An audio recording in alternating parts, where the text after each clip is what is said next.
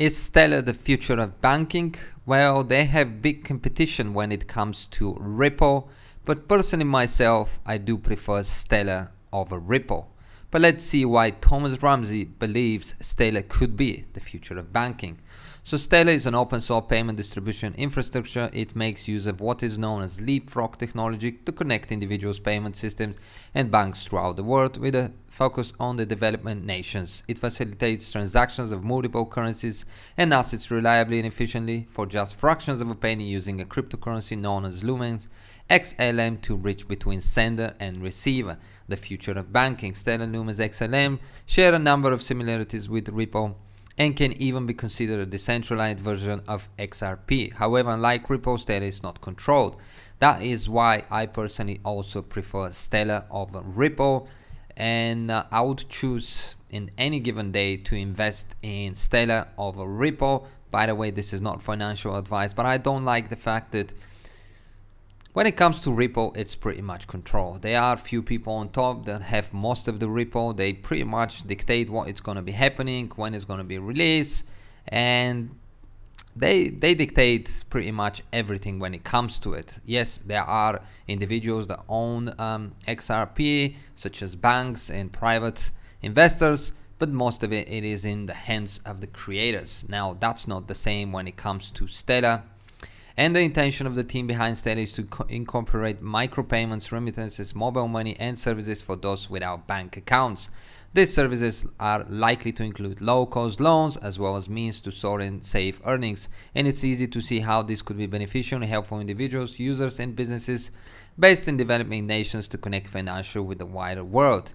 Each account holder will be required to hold a minimum balance of 1 lumen, and each transaction incurs a fee of just 0.00001 lumen, primarily to prevent malicious users from flooding the network via denial of service DOS attack. Popularity. XLM is already available on several large exchanges and has initially proven popular on Upbit, Bittrex, Poloniex, Kraken, and Binance, among others. It has its own decentralized exchange, but due to the increased interest in the currency, it's currently struggling. And if ever there was an indication that a currency is making waves, this is it. There is a market cap of 103 billion tokens, approximately 18 billion which are already in circulation. Impressive partnership. Now, when it comes to partnership, they have a long way to go, and I'm not quite sure if they ever will be able to catch on Ripple, but that does not mean they cannot be just as successful, if not even better. Having partners with IBM and Tempo Stellar credentials are already looking impressive. In its increasingly globalized world, it could very well be the future of banking, making the present a part in a time to invest in XLM. Again, this is not a financial advice in terms of investing in XLM. Please do your own research before you invest in any cryptocurrency. But as we talk about XLM and Ripple, I've just seen on Twitter that actually Ripple has announced that they have 5 new financial institutions have joined RippleNet and will use Xcurrent or XVIA to strengthen emerging market access into India, Brazil, and China. And that's why I do say that, yes, I personally do prefer Stellar. I like it a lot more than Ripple, XRP, whatever way you want to look at it. And if I had to make the choice to invest in, it will be a tough one. Personally, investing in Stellar, obviously it makes sense because I like the team more than the team behind Ripple. I like the fact it is more decentralized than Ripple. But if you are investing obviously to make money, I guess that would not be so important to you, and you may be looking into Ripple more, simply because they do have a lot more backing as of right now. They do have a lot more financial institutions that have joined their team and network, and we've seen where Ripple went approximately, what was it, near $4. and I don't think we may be seeing Stellar there anytime soon. Let's quickly check the price quickly for Ripple and Stellar and see where they're standing on the market. So Ripple, as you can see, at $1, 7% decrease, and Stellar is at 0.40 cents. So 60 cents difference. I wouldn't say it's a lot, but we've never seen Stellar hitting $3-4, but we've seen Ripple. Would Stellar be able to achieve that?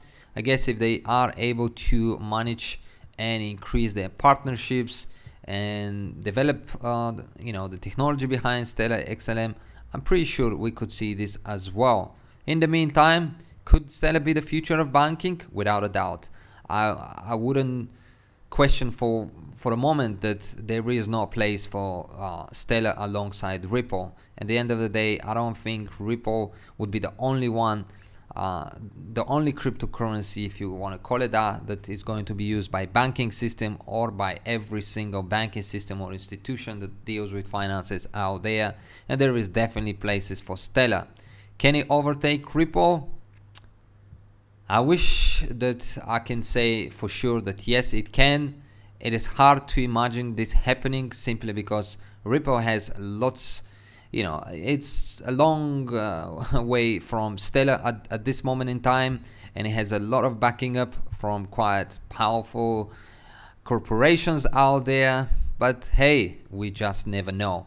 Let me know, what do you think? Do you think Stellar could be the future of banking, or do you think Ripple will be obviously always number one and Stellar will be just another cryptocurrency that could be used by the banking system, by the financial system, but there is no way that it's gonna overtake on Ripple?